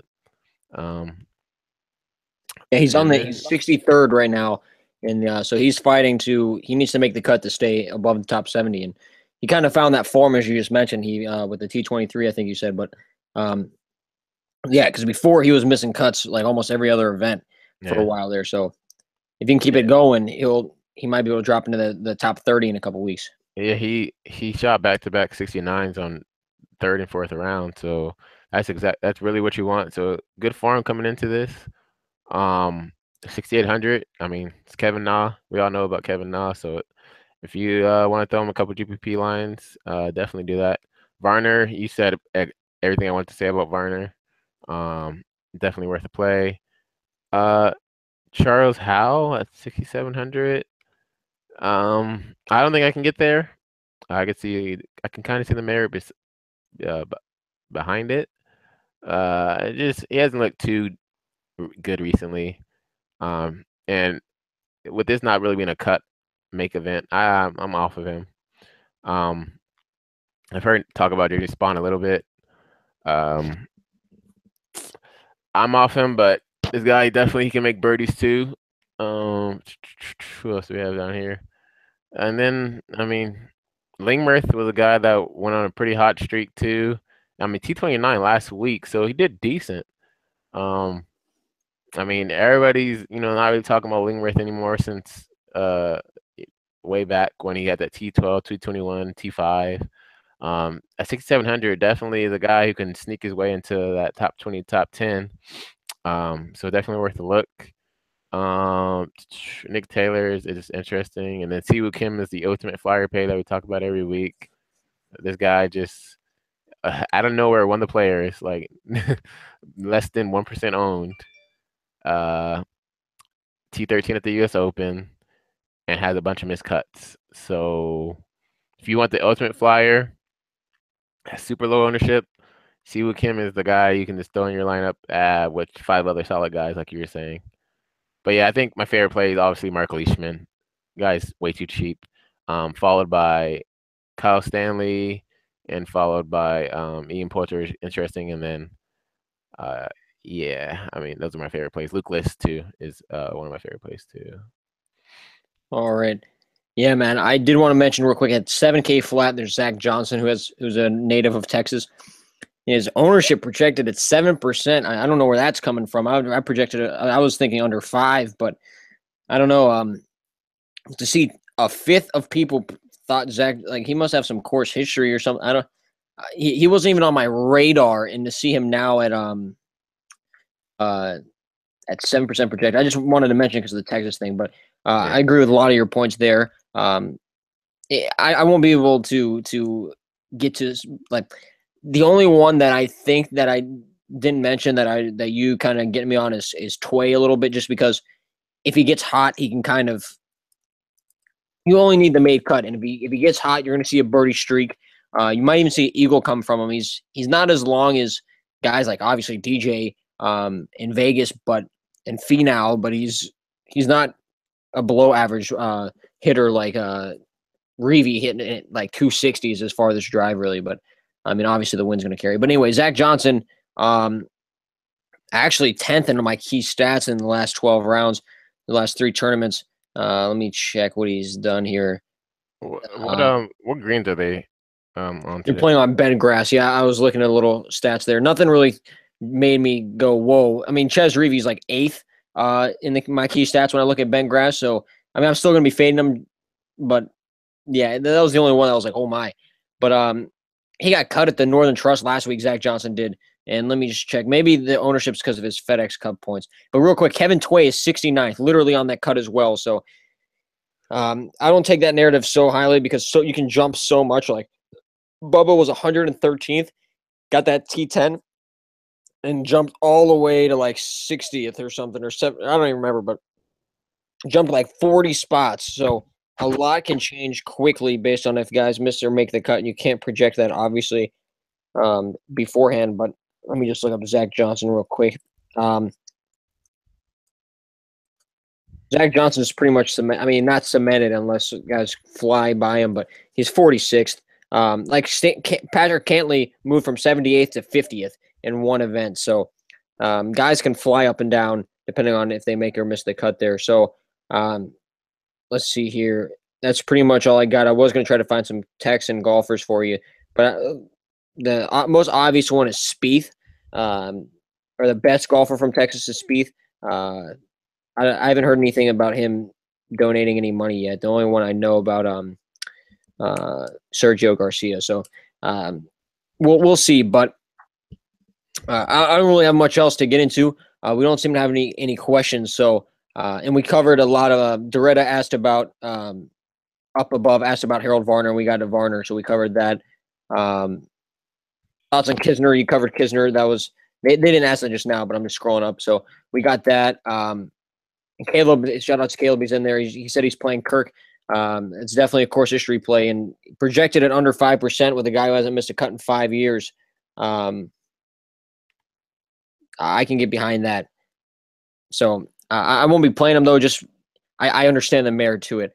And that's all I really got, you guys. I don't really have any much else to say. I wonder if Kuchar has a connection to Texas real quick though.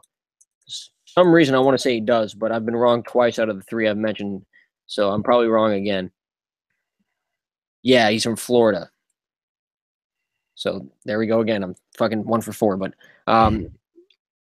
yeah. So that's all I got, man. Any last words possibly before we sign off? Well, I will say real quick, actually. Sorry, guys. We won't have a golf event next week because this golf event ends on Monday. So there's a week off, and then there's the BMW Championship on the 14th, if my dates are right. And it will only be 70 guys, and it will be the top 30 from the from that event. We'll move on, or not from that event, but in the FedEx Cup, we'll move on to the final championship the week after, and it's only 30 guys.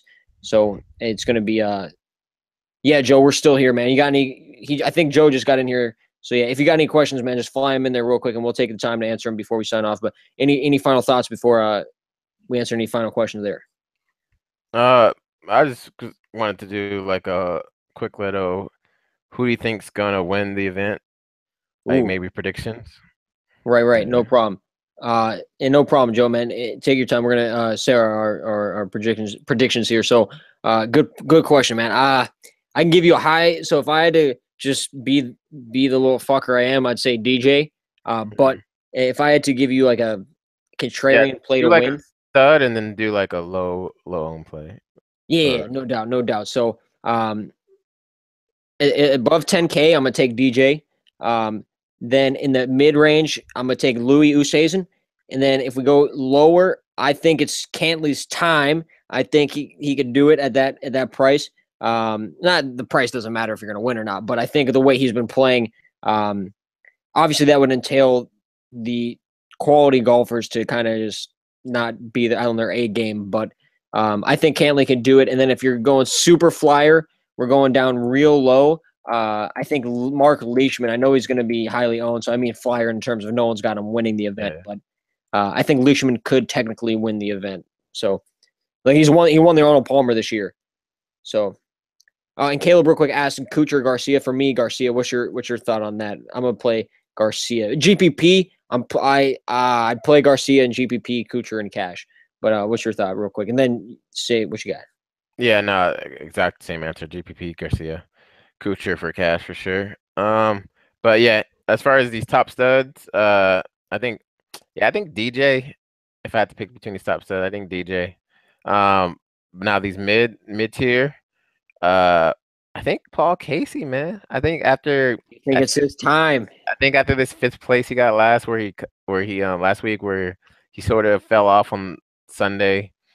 I think he might want to go out there and actually get it. Yeah, he So just didn't keep up. He just stayed at like eight yeah, or whatever it yeah, was. that's true. They were on another level that day. Um, and then yeah, lower in this lower bracket, lower owned players. I mean, not even lower owned. I think Leishman is a good pick. And then fuck it, man. I'm gonna go with Kyle Stanley. I Fuck feel it. you, man. You're a boy. You just gotta do it. I feel Gotta you. ride or die. No, I'm with it. Also, another play in that right at 7-6. If I don't choose Cantley, I think Daniel Berger. He can always Yeah, contend in events, and he's won yeah, twice Kisner this year, I too. think it was. So Daniel Berger is 7.6. He's a top level golfer, so I can get behind some of that in terms of winning, or if you guys play one and dones and stuff like that. Um, yeah, Joe Garcia's recent form isn't great, but that's because after he won the Masters, um, he got married a few weeks after that. Actually, wore his green jacket from the Masters after winning the Masters Yeah. to his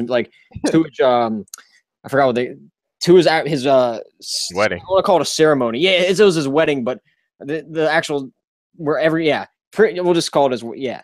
Um, and yeah, Joe also mentioned Webb Simpson looks good recently. ACP covered. Webb Simpson wasn't even on my map there, so um, ACP got me a little bit on Webb there. He's a good birdie maker. But anyway, that's what I got. Oh, and also Joe, for if you don't want to rewatch the whole thing, but what I did mention about Sergio Garcia is it's public. I think he posted it. I don't know if a journalist interviewed him or he posted it on Twitter or whatnot, but he did say that for every birdie he makes for the rest of the playoffs, he will donate $2,000 to Hurricane Harvey relief funds and $5,000 for every eagle he makes. So good little narrative street there. It doesn't make me go heavy on him. I'm still going to play him in one or two lineups, but um, nothing drastic. But yeah, so that's what I got. Yeah, okay. Let's do one more thing before we sign off here, man. I'm just curious. Let's do your hot take missed cut. Who do you think? Ooh. Because there's only going to be for Ooh. people like so. Joe, real quick, just so you don't really have to watch the whole thing. There's only going to be there's only 96 guys in the field. T70 and cuts make the field, so it's like 78, close to 80% are going to make the cut. So there's a slim chance that you're going 4 for 6 or so. You should have a decent line. But which one of these studs ACP do you think misses the cut if there was one to miss the Okay. cut? Okay. The best chance out of the studs, they probably all make the cut, but best chance out of the studs, I think. Okay, I'm gonna say John Rahm, Oh, but a super hot take, Rory misses the cut. I feel you. Yeah. I like that. Yeah, I said Hideki in our group chat, and I actually I don't want to kind of cop out a little bit because he's down in the 8K range, but because he's not a stud by any means.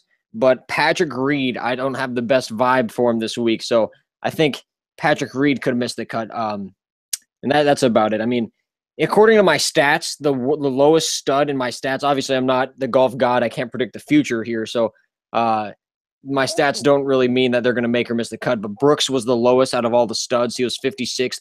So I guess my last choice would be Brooks. So that's yeah. Yeah, Brooks. Yeah, he didn't have a too good of a Saturday Sunday last week, man. Right. Disappointing. All right, you guys. Well, that's it for us. We should we'll be in the group with I won't probably make a post. We'll just chop it up. If you guys want to talk about the tournament, I'll see some posts. We'll comment. We'll keep it going. I don't know. Real quick, actually, let me look at the tee times so we can Yeah. see Oh, who is. group pairings too. Yeah. Yeah. Oh, and Um. Seth shared a good article. I don't have the link to it, you guys, but if you go on ESPN and go to the golf session, a prominent golf guy, journalist for the Golf Channel, wrote on ESPN a little op-ed where he interviews multiple golfers about tee pairings and how it affects golfers, and this is all due. The guy pretty much composed the article because of Jordan Spieth and Justin Thomas, who are like best friends, being paired together last weekend, or it might have been Thursday, Friday, I believe. Let me see here. Where's I? Yeah, those two are always hanging out.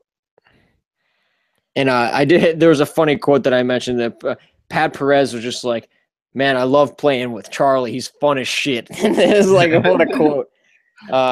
What a quote. But let's see here. So yeah, I don't have the actual tee time page brought up here.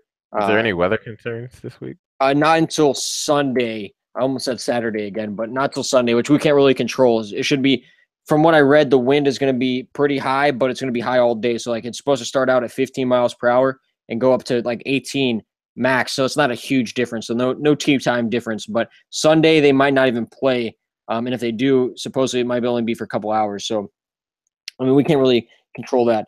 All right, but the first group out, Danny Lee, Kevin Na, Kelly Craft. I'm not going to go through all of them, but that's on the first tee. Then on the split tee, on the 10th tee, it's Bubba, Adam Scott, and Graham DeLette. So a couple star power names there. And then for the people interested about Patrick Cantlay, he's going to be going out with Robert Streb and Luke List. Robert Streb could be a decent punt play. I played him at the PGA Championship, I believe, and he did all right for me. And scroll down. Let's just find the featured group more than likely. Actually, there's so many good golfers in here. Oh, there it is. Whoo, DJ, Spieth, and JT all in one group. Yep. 9:15 in the morning, boys. That would be the featured group. Man, I want a piece of that. Fuck, dude. And Stanley's going with Leishman and Duffner, so Stanley's getting the treatment as well. He's getting some he's not golfing with like fucking where's the name I was looking for? He's not golfing with like Bryson DeChambeau or Martin Laird or Cameron Smith. Like this guy's going out there with some golfers that might bring his game up a little bit. Let's see. I'll scroll down a little bit more here. Any big names here? But yeah, you guys, if you guys want to check out the tee times yourself, Rory's team with Siwoo Kim and I said Tori. I mean, Siwoo Kim and Ollie Schneiderjan's going with Rory, so that's going to be interesting. Look at Phil Mickelson. No respect for Phil. They're giving him Lucas Glover and Ian Poulter, boys. Yeah. Oh man, but yeah. Let me just figure out that afternoon one real quick. And there's the afternoon one. Ricky's going with Hideki and John Rahm. Okay, that's actually decent.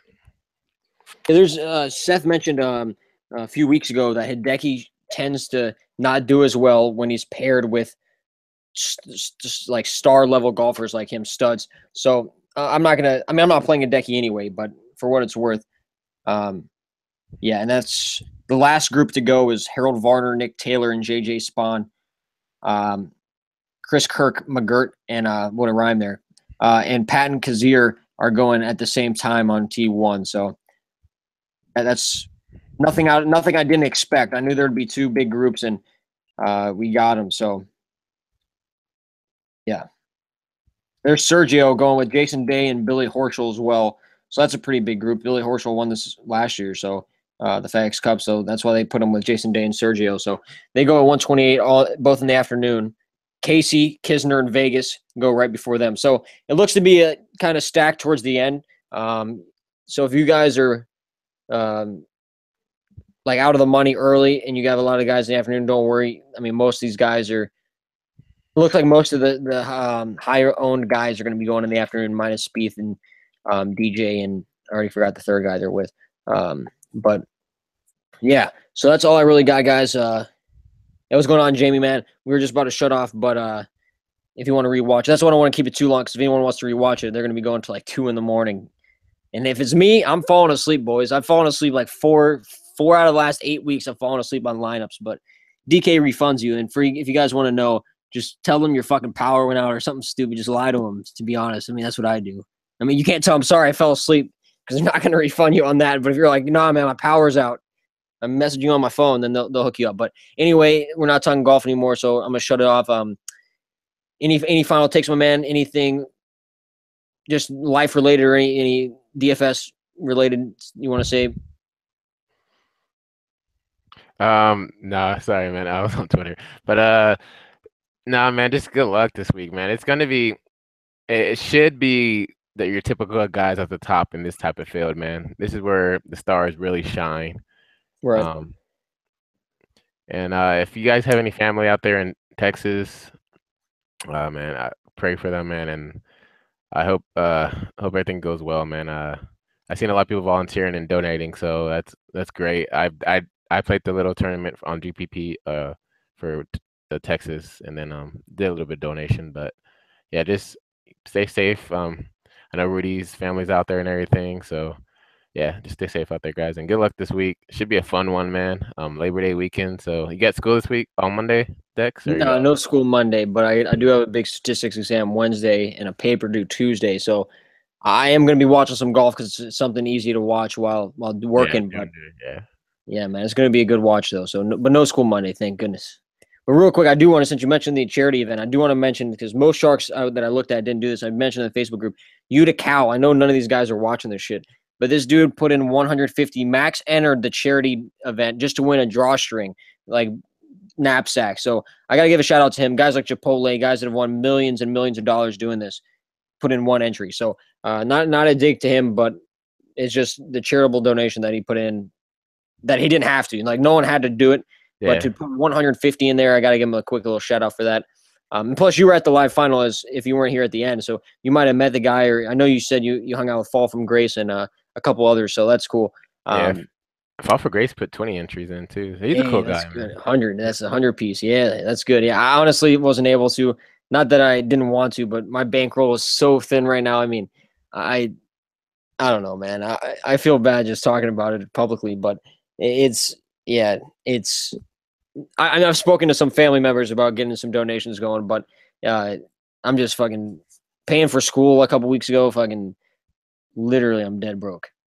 I'm gonna have to find another bet on Bovada to fucking smash like Floyd Mayweather so I can win some money real quick. But anyway, guys, we're just spewing now. So for the people that need to watch the whole video, sorry for that. Just if you're hearing us now, just don't watch the last like 10 minutes because we kind of just talking about nothing. So, well, I shouldn't say Hurricane Harvey was Yeah, nothing. That's a it's guy. good. I should just sign off before I just put myself in a fucking hole. So. All right, guys, that is not a joke. And we actually have a hurricane coming towards the East Coast. Hurricane Irma, I think they just announced, is a Category 3 now. So we might have to watch out for that ourselves. So you guys keep it easy. See you guys in the shop, in the Facebook group. We'll chop it up. Tournament starts at 8:15 in the morning, so it's not really early. It's not like 7 or anything like that. So if you do want to set an alarm for 8 hours from now, wake up at 8 o'clock, check any withdrawals or any of that. Luckily, the last few weeks, we haven't had a withdrawal prior to them starting. So shouldn't have anything to worry about, but just in case you're one of those guys, I am not personally. I'm gonna be sleeping probably to like 11, but we'll see, guys. All right, you guys keep it easy, and thank you, ACP, for joining me. Seth hasn't been in the stream today, but it's all right. I mean, the guy gives us quality content each week, and so no worries. If you want to talk to Seth, man, just message him on in the group, or you know what I mean, Joe. So do that. He'd be willing to help you for sure, man. So plus he makes his own charts and Excel things, so he's definitely willing to help. So y'all keep it easy, and we'll see you guys in the shop. And if you haven't joined, last time reminder, dfssweatshop.com. Join us and chop up everything: golf, baseball, NFL, Canadian Football League, you name it. League of Legends, we got it all, man. I mean, I don't know shit about those, but someone does. So Yeah. they're always willing to help, and that's the good thing about us. We're always helping each other. So y'all keep it easy, and we'll see you guys on the flip side. And thank you, ACP, for joining me, man. Oh, of course. All Well, right. guys.